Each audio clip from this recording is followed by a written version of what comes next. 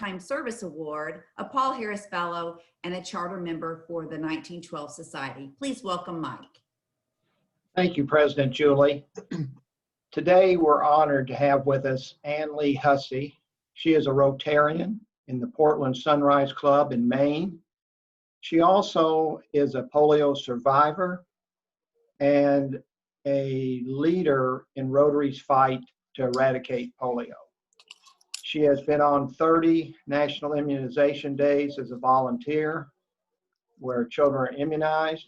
But I think more importantly, when I read through her biography, is that she works so hard to give people who have been hurt by polio to help them reach dignity and medical needs like she was able to have here in the United States, and to try to get those for people in other parts of the world.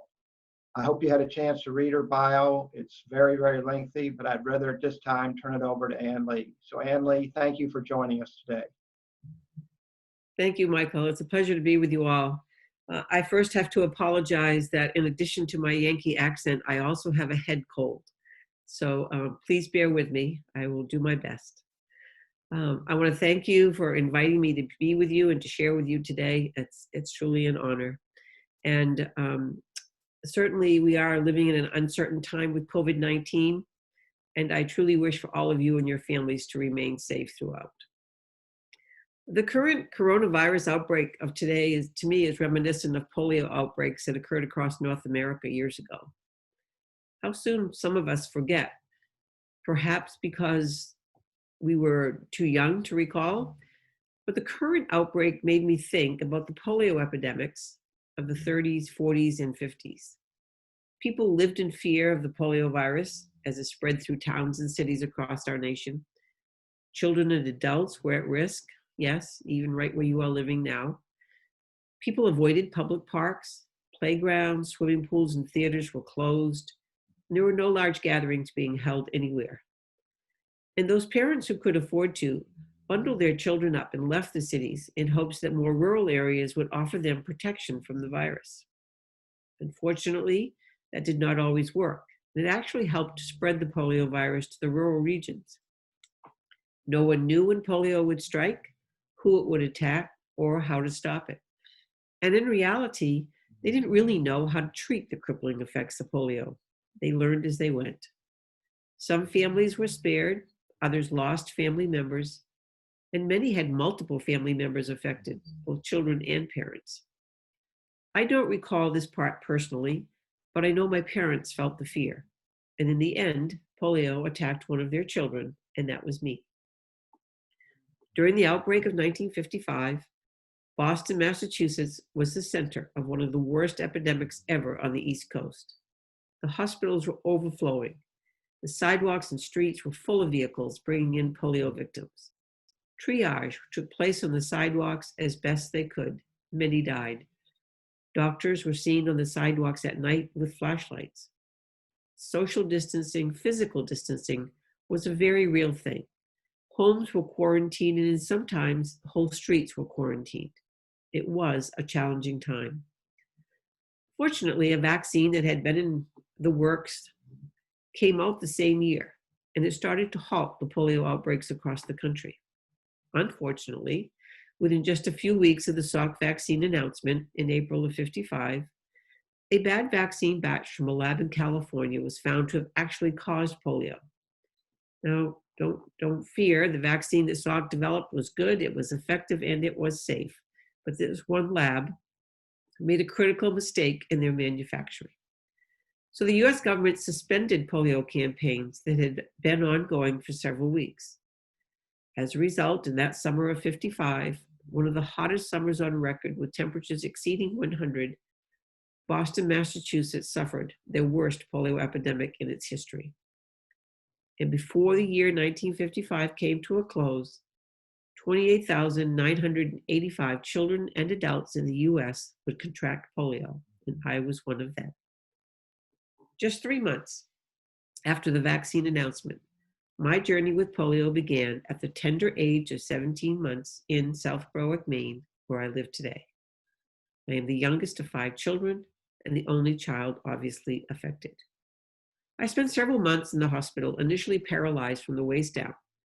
Much of this paralysis disappeared as the fever broke, but it left behind damaged nerves that resulted in weak and useless muscles. And when I returned home from the hospital, it was my mom who massaged and moved my legs every 3 hours, determined to have her baby girl walk. I owe so much to my mother, and in many ways I am who I am today because of her. Now today I am able to walk with limitations, and although I have residual damage in both legs, the daily post-polio challenges to face, I am extremely. When I contracted polio, it was a time when local newspapers would list the names of folks who were sick. You don't see that happening anymore. And my illness was in the Portland, Maine paper, and the Mrs. Woodbury of Brunswick read about me. She promptly sat down and wrote a letter to my mother, and thus began a long relationship between the two of them, with me as the main topic. And when I was old enough, I also began to write her letters. And when arthritis crippled her hands, Mrs. Woodbury pecked out her letters to me on an old typewriter. Every time I was in the hospital, I received a postcard daily from Mrs. Woodbury. And on every holiday, whatever the occasion, as well as on my birthday, she would send me a card. And in those cards, she always tucked $2. And that may not sound like a lot of money today, but I remember the first time I visited Mrs. Woodbury at her home. She and her husband lived simply and were not wealthy, not monetary-wise.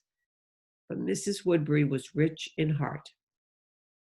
Mrs. Woodbury, you see, continued to send me cards for 35 years until her death. She is my best example of what living in Maine is all about, but more importantly, she's also my best example of how people and communities everywhere pull together to offer support even when separated by many miles.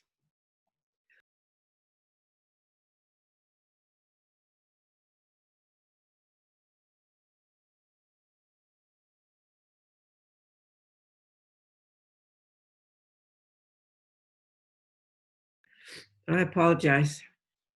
This cold's going to get the better of me. Mrs. Woodbury taught me the meaning of giving, and more importantly, the art of receiving. And unbeknownst to both of us, she helped to lay the foundation for me to join Rotary. So never underestimate the impact that you may have on one individual's life through an act of kindness. Because an ordinary life can be extraordinary, and that magic can be found in the everyday. And so now you know a couple of the reasons why I became so deeply involved with Rotary and polio eradication. Today, we are in frightening times as the coronavirus spreads in ways reminiscent of poliomyelitis. And it's instructive for all of us to remember what it has taken to nearly eradicate polio, and a reminder of what we can do when we are faced with a common enemy. Here's some of my comparisons between the two diseases. Both COVID-19 and polio are caused by a virus, an invisible enemy. Both are spread through silent carriers. People are infected, but showing no symptoms. We really weren't sure how to treat when COVID appeared in March. We've learned as we've gone along, and we've certainly learned a lot. COVID-19 appears to attack mostly the respiratory system, but we now know that the blood system is involved as well as some neurological issues. COVID enters the lungs through airborne particles. Polio can also be transmitted via droplets from a sneeze and saliva, although it's primarily through the gastrointestinal tract, in food and water contaminated by feces. We think of polio as primarily attacking children, but in our early epidemics, adults were also affected. Today we know that polio attacks primarily children 2 years old and younger. While COVID-19 seems to have an affinity for older adults, as time goes on, we see all ages affected. Isolation in hospitals was common during our polio outbreaks.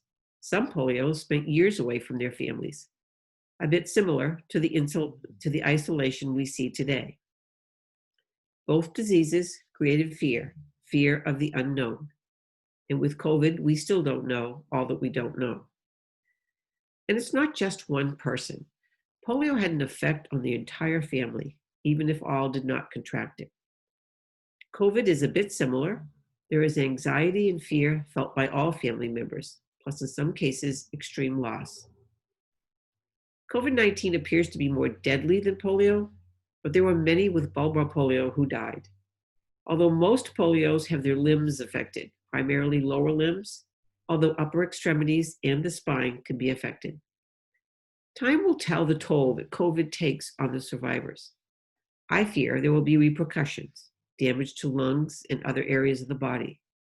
Just as polio has after effects known as post-polio syndrome, it is expected that it will take time to learn what effects COVID will have on one's body even after a mild infection. Healthcare workers will no doubt struggle with this disease after the worst of the crisis has passed. And there are some who compare the ventilators of today to the iron lungs of times gone by. But we need to realize that the two diseases are different in that COVID attacks the lungs, they fill with mucus, whereas polio attacks the nervous system, which ultimately paralyzes muscles. So although at first glance you may think lungs were affected, that's not a direct effect. With polio, the diaphragm was paralyzed. The diaphragm is a muscle, and the iron lung worked in place of that, forcing air into and out of the lungs. In addition to causing paralysis, the poliovirus also disrupted brainstem control centers for swallowing, breathing, heart rate, and blood pressure. It has been shown today with COVID that too much pressure exerted on the lungs via a ventilator is not good. And here's an interesting piece of trivia for you. The very first ventilator was created as a result of a polio epidemic in Denmark in 1952. Both viruses spread rapidly in dense populations. People in heavily populated cities and slums are more at risk than those in remote areas. However, if the virus reaches a remote area, it will spread quickly. And both diseases test healthcare workers to limits unseen previously, bringing out the best in all, creating real heroes. And just as there was no vaccine available during the polio outbreaks, we still do not have a vaccine for COVID as yet. But this is a reminder that there are people still living in iron lungs today. Others are on respirators for at least a good portion of their day, and the majority of survivors suffer further muscle weakness, requiring them to need wheelchairs, braces, crutches, and other mobility aids. As you heard in my intro, I have traveled many times on my immunization trips, 30 to be exact. And for me, every trip has provided greater insight and understanding into the challenges that we've faced over the last 30 plus years, as well as a deep appreciation for those who work on the eradication efforts year-round. Without question, it is the many health workers around the world, 80% of whom are women, who are the unsung heroes on the polio front lines. And without them, we would not be where we are today. I am constantly reminded of the impact that Rotarians have on our world. Joining a volunteer team opens eyes and hearts to the realization of how Rotary makes a difference. I watch members of my polio teams as they enter into new surroundings, so much different than home, truly stepping outside of their comfort zone, and then suddenly finding comfort with the new. And this is how Rotary works. New faces, new friends, new understanding, new hope for a world at peace. No one person, government, or organization could have brought the world to the brink of eradicating polio. But one organization had the vision to see a world without polio. And that organization is Rotary. It is through our advocacy efforts and our tenacity, our diverse partnerships, that we have brought people from all areas of the world together against a common adversary, the polio virus. Rotary has long believed that there is power in one-on-one relationships. And our polio program is the best example of building trust among peoples at the grassroots level. With our partners, we work closely with political, tribal, religious, and social leaders, remaining neutral in the midst of political and religious environments as we build relationships. We have reached the most marginalized and vulnerable populations, even those in security compromised areas. bringing health interventions to many for the very first time. The COVID-19 emergency certainly means that some aspects of our polio eradication program have and will be affected. As you may know, polio campaigns were actually halted temporarily at the beginning of the COVID-19 outbreak. And that was because the majority of our polio work is done house to house. So the campaigns were halted to protect the workers and to reduce the spread of coronavirus among the population. You may also recall that 5 years ago, Ebola hit Africa and governments responded with billions of dollars. Yet everyone, including the heads of the World Health Organization and the CDC, agreed that it was the polio workers who were there in the villages and in the labs who provided the critical initial support to stop the outbreak. So once again, we have repurposed our polio workers around the world to assist with COVID-19 response.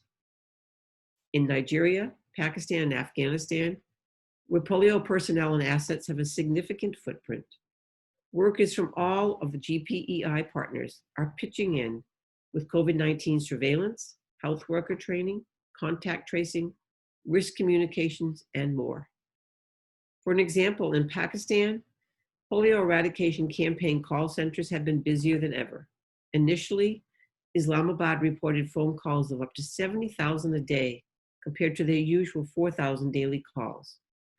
Instead of polio information, workers were busy giving advice and information about COVID-19, dispelling myths, and advising the population on how to protect themselves. Our surveillance teams are now in pursuit of both polio and coronavirus. The combined surveillance is ongoing in many countries across Africa and Asia. And in Kandahar, Afghanistan, which is a poliovirus epicenter, where the program also has significant personnel, community social mobilizers stepped up in March to deliver soap bars and information on COVID-19 to some of Afghanistan's poorest and most vulnerable communities. Providing a bar of soap and demonstrating its use is a simple COVID-19 prevention measure. And the workers taught physical distancing and the importance of staying home. And the best part was the soap packaging carried a pro-vaccine message, reading, "Let's come together for a polio-free Afghanistan." In Nigeria, there's a network of over 7,000 community health agents who have been repurposed and leveraged to fight COVID. The Rotarians themselves have been busy establishing hand washing stations throughout their communities and teaching preventative measures. I could go on, but suffice it to say that in several African and Asian countries, such as Niger, South Sudan, the Philippines, India, and more, our polio network is fighting COVID-19 while still preparing for future polio campaigns. And never forget that it was Rotary who first dreamed of a world without polio. And it was our insistence and resolve that led, in 1988, to the World Health Assembly adopting a resolution for the worldwide eradication of polio. It marked the launch of the Global Polio Eradication Initiative, spearheaded by national governments, Centers for Disease Control, Rotary International, the World Health Organization, and UNICEF. And later, the Bill and Melinda Gates Foundation joined us. And most recently, Gavi, the Vaccine Alliance, has become a partner. We should all be proud of the work that we have accomplished and of Rotary's commitment to the pursuit of a polio-free world.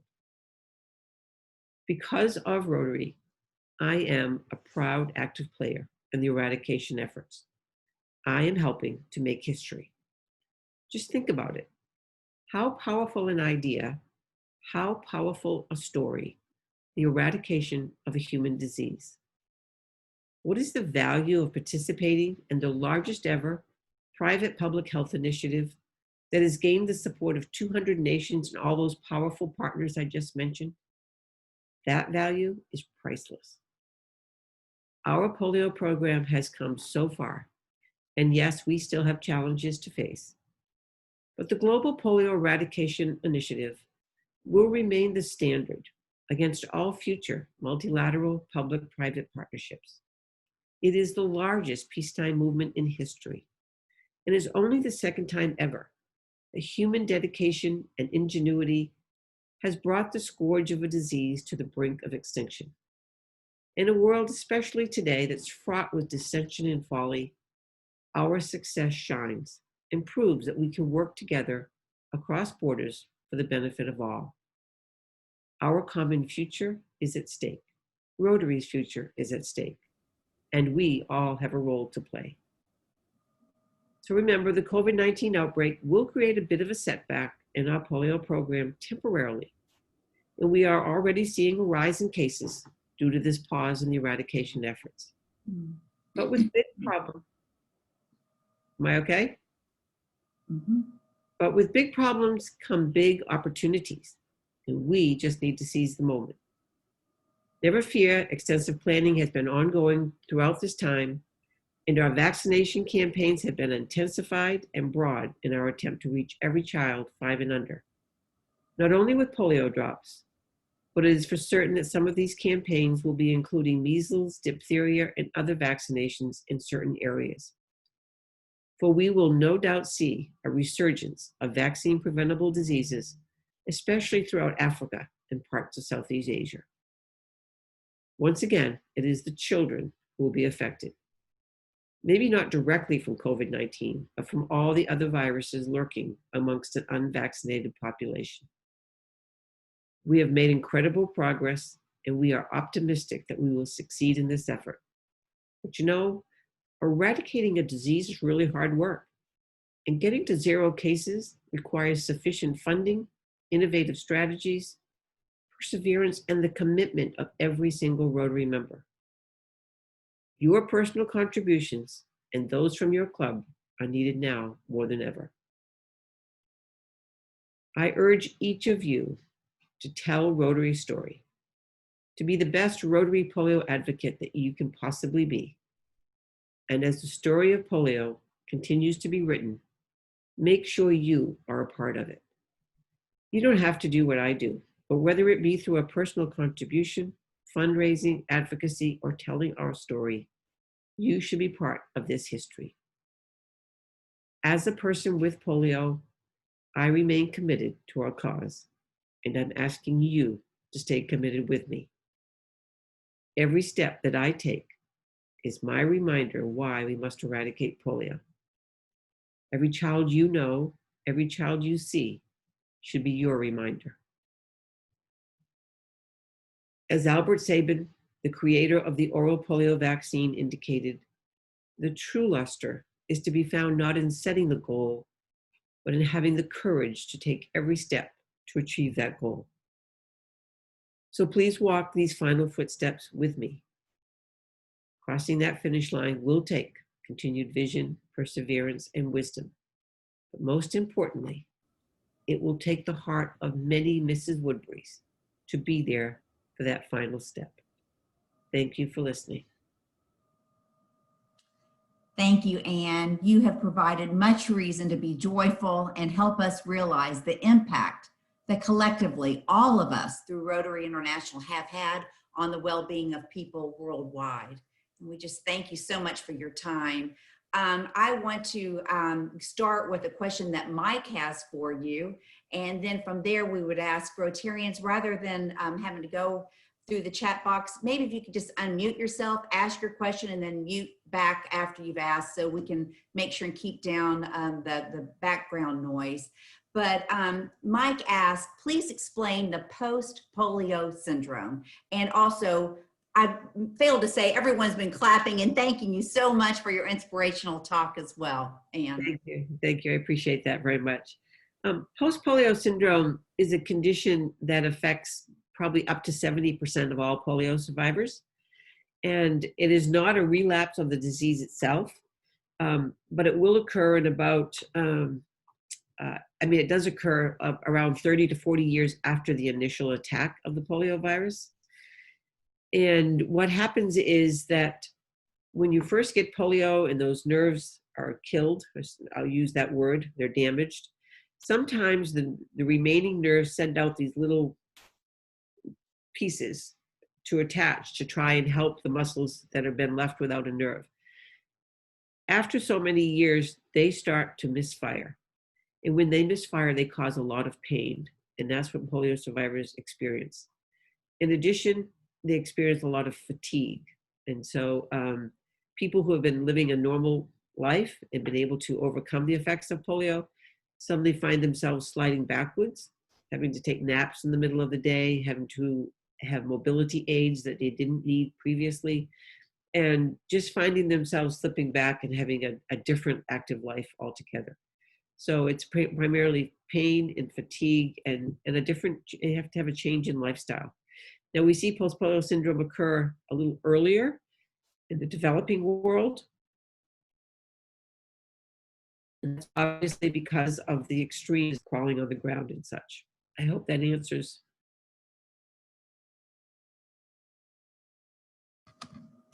Rotarians, does anyone else have a question that you'd want to unmute and just ask Ann directly?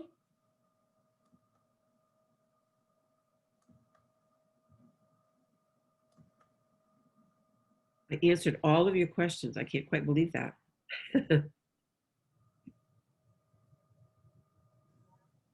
I have a question. This is Larry Sloan. We are so thankful to have you here with us today. And I wonder if you could tell us a little bit about some of your experiences as you traveled around the world. What are some of the most memorable things that have happened to you, if that's possible? Wow, we could be here all day. Let me just say that I have had more pinch me moments, is what I call them, than I can count. You know, where you're standing looking at something or experiencing something, and it's just like, oh, pinch me. I can't really believe I'm here. I'm going to tell you a little story because this is my best way of doing it. I immunized in a little classroom, kindergarten actually, in Nigeria. It was a one room, like I think they were younger than kindergarten. And the teacher had them sit on the seats that surrounded the building. So I went in and started to put the drops in each little child's mouth. And all of a sudden I felt this tug on my leg, my pant leg. And I looked down, there's this little boy, and the teacher comes over and whisks him back to his seat. She says, no, it's not your turn. So I continued on putting drops in, and I felt that tug again. And once again, the teacher goes, no, it's not your turn. She took the little boy and sat him down. When I finally reached him, he looked up at me with those beautiful brown eyes, and he said, I love you, Auntie. And that to me, it says it all about all my travels. It made everything worthwhile. It's the best thank you gift I've ever received. And I think at that moment, that little boy thought I'd traveled halfway around the world just for him. And that's okay, because that's how they're supposed to feel. But at the same time, I'm sending that and I'm sharing that with you because I think it's a thank you to all of Rotary. Because you're never going to meet the children that you affect, and the children are never going to meet the people who have supported their health. And so I think it's a mutual admiration, and I'm bringing that back to you as a thank you. And that's one of my major Rotary moments, I have to tell you. Then there was a time when I was again in Nigeria, and we had made plans to go visit the governor of the state of Kaduna, where we were at, and he passed away in a helicopter crash 2 days before our visit. And his widow kept our appointment because we were Rotary. Because it was me and I'd been there before, she wanted us to come in. And I have to tell you that we shared a lot of tears together. So it's sometimes fun, it's sometimes sad. And 2 years ago, when I was last there, I got malaria. So that's another thing that you have to remember when you travel. There's a lot of things out there, even if you're on preventative, you can still get these things. And so I have a new appreciation for that disease, and I support eliminating that one next. Thank you. A couple of my stories, yeah. This is Roland Blahnik. I have a question. How do you manage to join an immunization team? Well, first you have to find somebody who's leading them. And unfortunately, after all these years, there's no one clearinghouse that lists every team that's going out. Because some districts will put together a team and send out someone. and it's a one-time thing. But there are a few of us who go on a routine basis. Probably about one of the very few that go to Africa, although there was a gentleman from Washington State that was going to Ethiopia. But your best bet is to reach out to the Polio Plus office in Evanston, and they may have a handle on the people who are most active in leading a team and where they're going. There are several who still will go back to India, so you can always find a trip there.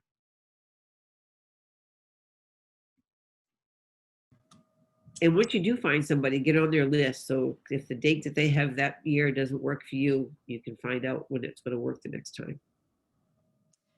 Fred Cowan has a question. Fred, can you unmute, or do you want me to do it for you? Or? No, that's all right. Yeah, I'll do it. Okay. Yes, I'm wondering, in this day and age where we're in the United States, at least, we hear a lot of discussion about people being opposed to vaccines and, the anti-vaxxers, they even call them. Have you run into that worldwide with polio, and what kind of, how do we deal with that situation? I have to tell you that right now, the anti-vaxxers in this country scare me more than overseas, first and foremost. That really does scare me. And I hope that from this COVID experience that maybe we can win some of those converts over. I'll get that out of the way real quick, because I have actually done some work with anti-vaxxers here in my own state, trying to get laws passed, and they're difficult to deal with.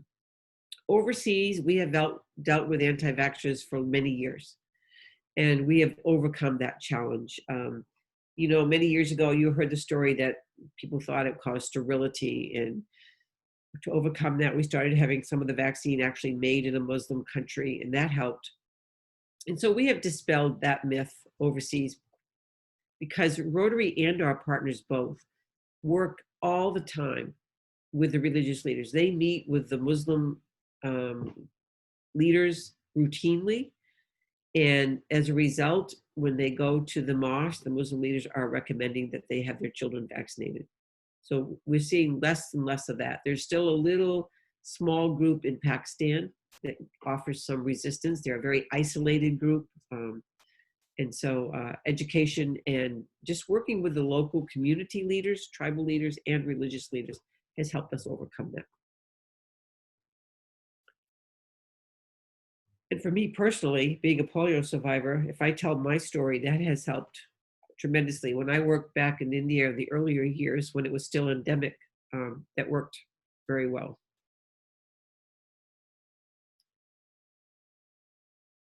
I hope that answers your question. Where'd you go? And does anyone else have a question for Ann?